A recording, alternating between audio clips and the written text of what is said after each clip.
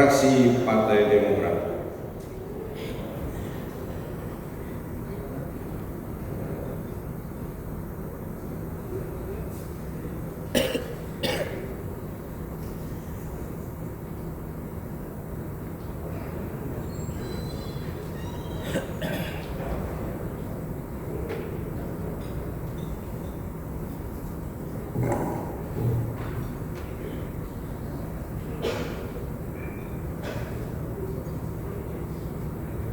Pemandangan umum fraksi Partai Demokrat terhadap Raperda tentang pertanggungjawaban pelaksanaan APBD Kabupaten Banyuwangi tahun anggaran 2025. Assalamualaikum warahmatullahi wabarakatuh.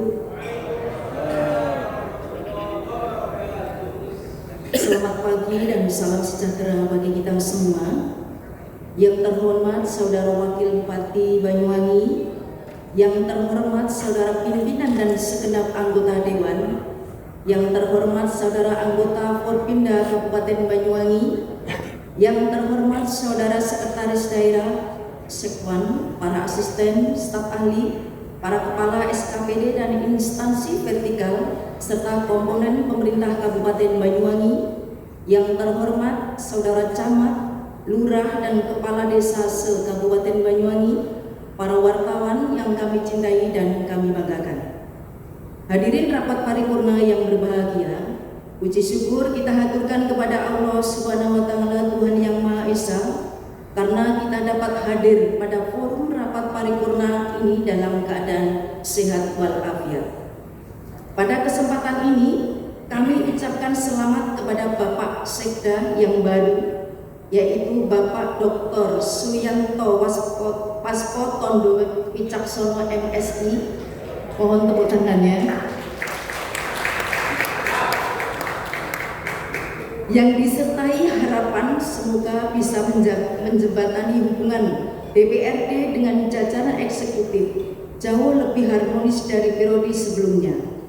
Tak lupa pula kami menyampaikan apresiasi yang setinggi-tingginya kepada eksekutif karena Kabupaten Banyuwangi kembali memperoleh opini wajar tanpa pengecualian, yaitu WTP, atas laporan keuangan pemerintah daerah Kabupaten Banyuwangi tahun anggaran 2025 dari BPKRI. Selain itu, Kabupaten Banyuwangi juga kembali ditetapkan sebagai daerah status kinerja tinggi dalam evaluasi penyelenggaraan pemerintah daerah atau EPPD berdasarkan laporan penyelenggaraan pemerintah daerah atau LPPD oleh Kementerian Dalam Negeri. Selanjutnya, terhadap materi pada raperda ini, fraksi Demokrat menyampaikan beberapa catatan sebagai berikut.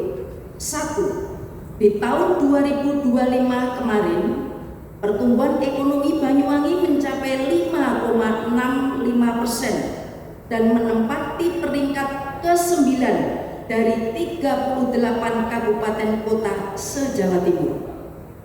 Namun peranan APBD 2025 dalam menstimulus pertumbuhan ekonomi tersebut hanya sebesar 5,14%. Selebihnya, stimulus tersebar dalam pertumbuhan ekonomi tersebut adalah didominasi konsumsi rumah tangga sebesar 65,18%. Lalu membentukkan modal tetap butuh sebesar 31,46%. Ini artinya peranan APBD tahun 2025 dalam menciptakan pertumbuhan ekonomi Banyuwangi relatif kecil kontribusinya. Di sisi lain, sektor yang banyak menikmati pertumbuhan ekonomi tahun 2025 adalah sektor jasa sebesar 8,64%, sektor penyedia akomodasi sebesar 8,61%, serta sektor transportasi dan pergudangan sebesar 8,40%. Sedangkan sektor pertanian yang kita banggakan hanya menikmati pertumbuhan ekonomi sebesar 4,838%. Dan yang paling sedikit menikmati pertumbuhan ekonomi daerah tersebut adalah sektor pengadaan dan pengelolaan air. Pengelolaan limbah dan daur ulang yaitu hanya sebesar 0,07%. Hal ini menandakan bahwa sebaran penikmat pertumbuhan ekonomi di Banyuwangi masih kurang adil dan kurang merata. 2. Secara agregat, perekonomian Banyuwangi tahun 2025 bila dilihat dari sisa produk domestik regional bruto juga menempati posisi ke-9 dari 38 kabupaten kota se-Jawa Timur. Posisi ini tak ada berubah jika dibandingkan dengan posisi peringkat PDRB tahun 2024 yang lalu. Hal ini tentu kurang proporsional jika dibandingkan dengan kekuatan belanja APBD Banyuwangi tahun 2025 yang menduduki peringkat ke-7 besar se-Jawa Timur, yang realisasinya mencapai 3,6 triliun. Dengan demikian, realisasi pelaksanaan APBD Banyuwangi tahun 2025 ternyata belum punya daya ungkit untuk mengangkat PDRB Banyuwangi ke peringkat 7 dari 38 kabupaten kota se-Jawa Timur. 3. Dengan ekonomi yang tumbuh sebesar 5,68% di tahun 2025, implikasinya jumlah pengangguran di Banyuwangi hanya berkurang sebanyak 1.608 orang. Hal ini berbeda di tahun 2024 kemarin, dengan ekonomi yang tumbuh hanya sebesar 4,68%, tapi malah mampu mengurangi pengangguran sebanyak 9.600 orang pengangguran. Demikian pula implikasi terhadap jumlah orang miskin di tahun 2025. Jumlah orang miskin hanya berkurang sebanyak 6.480 orang. Padahal di tahun 2024 kemarin jumlah orang miskin malah berkurang lebih banyak, yaitu sejumlah 12.910 orang. Ini artinya pertumbuhan ekonomi yang cukup bagus sebesar 5,68% di tahun 2025 tersebut. Ternyata dampaknya kurang signifikan pada kesejahteraan rakyat jika dibandingkan implikasi pertumbuhan ekonomi tahun 2024. Fakta-fakta tersebut juga didukung data jumlah restoran dan kafe di tahun 2024 sebanyak 655 unit, berkurang menjadi sebanyak 413 unit di tahun 2025. Sehingga jumlah restoran atau kafe yang tutup usahanya selama tahun 2025 sebanyak 242 unit. Tak heran jika angka kriminalitas di Banyuwangi naik dari 2.675 kasus di tahun 2024 menjadi 2.806 kasus di tahun 2025, atau naik sebesar 4,9%. 4. Pada tahun 2024, kapasitas fiskal daerah Kabupaten Banyuwangi berdasarkan Peraturan Menteri Keuangan Nomor 127 Tahun 2024 masuk kategori tinggi. Namun di tahun 2025 kemarin, berdasarkan Peraturan Menteri Keuangan Nomor 97 Tahun 2025, kapasitas fiskal Kabupaten Banyuwangi termasuk kategori rendah. Karena realisasi belanja daerah sangat didominasi dana transfer dari pusat serta pembiayaan dari hutang. Tentu kami prihatin dengan label seperti ini. Implikasinya skor indeks daya saing daerah Kabupaten Banyuwangi mengalami penurunan. Dari skor 3,77 di tahun 2024 menjadi skor 3,74 di tahun 2025 dan menduduki peringkat ke-18 dari 30 kabupaten atau kota se-Jawa Timur. Tentu hal ini alarm bagi kita semua agar ke depan kita bisa bersama-sama memperbaiki tata kelola keuangan daerah menjadi lebih baik. 5. produksi perikanan tangkap di Banyuwangi, baik di laut maupun di darat selama tahun 2025 mencapai nilai sebesar 1,2 triliun. Tetapi pemasukan PAD dari sektor perikanan hanya sebesar 520,9 juta atau hanya sebesar 0,04% dari nilai produksi perikanan. PAD yang relatif kecil seperti ini tentu tak wajar bila dibandingkan nilai produksi ikannya. Oleh karena itu, kami ingin eksekutif menjelaskan mengenai hal ini. 6.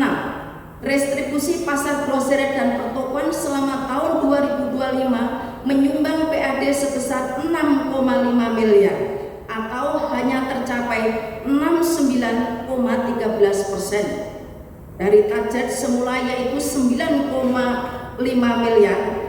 Pencapaian tersebut tentu kurang memuaskan. Hal ini menunjukkan adanya tata kelola yang kurang baik, sebab di tahun 2024 yang lalu realisasi restribusi pasar grosir dan pertokoan malah telah menghasilkan PAD yang lebih tinggi, yaitu sebesar 6,7 miliar. 7. Realisasi PAD yang bersumber dari pemotongan hewan di tahun 2025 sebesar 483,4 juta atau hanya 87,8% dari target anggaran yang ditetapkan. Hal ini diikuti dengan turunnya jumlah populasi hewan terbaik seperti sapi potong dari 101.010 ekor di tahun 2024 menjadi 82.461 ekor di tahun 2025. Populasi kerbau dari 1.364 ekor di tahun 2024 menjadi 940 ekor di tahun 2025. Demikian pula dengan populasi kambing dari 136.229 ekor di tahun 2024 menjadi 125.949 ekor di tahun 2025. Populasi ayam dari 789.062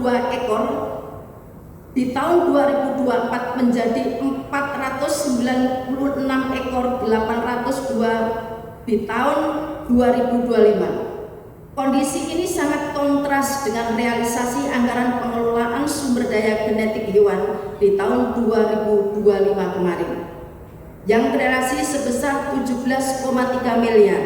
Bila tidak ada upaya perbaikan tata kelola usaha di bidang usaha peternakan, maka ke depan bisa mengancam ketahanan pangan daerah dari unsur protein hewan.